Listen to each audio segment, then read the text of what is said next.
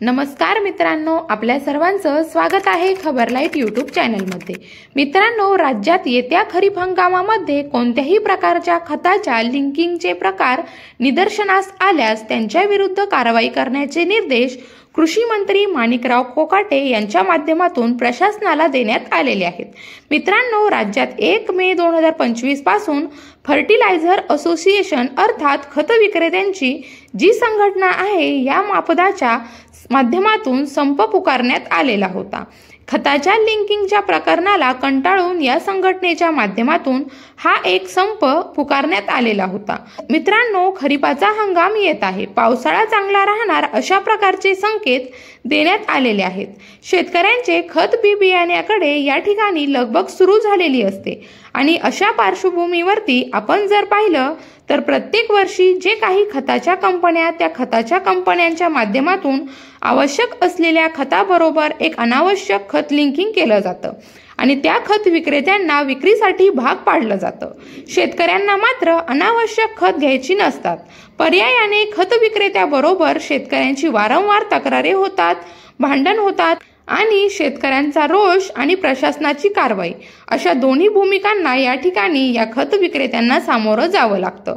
मात्र याच्यामध्ये खत ज्या कंपन्या असतात या कंपन्या आपला स्वार्थ साधून घेतात आणि नाहक परेशानी या खत विक्रेत्यांना होते आणि याच्याच विरुद्ध खत विक्रेत्यांच्या संघटनांच्या माध्यमातून 1 मे 2025 पासून हा संप पुकारण्यात आलेला होता।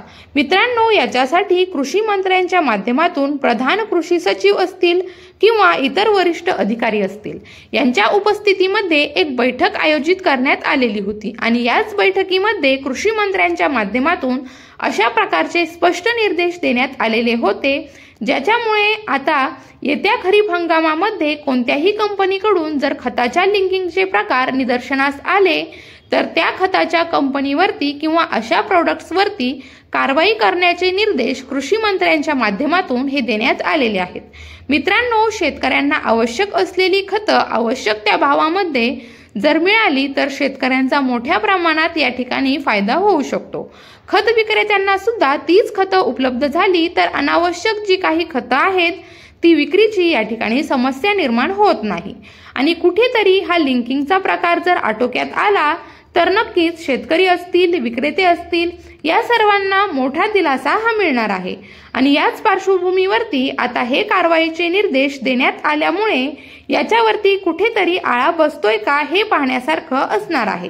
मित्रांनो, अशा प्रकारचं हे एक महत्त्वाचं असं अपडेट होतं, ज्याची माहिती आपणास नक्की उपयोगी पडेल अशी मी आशा करते।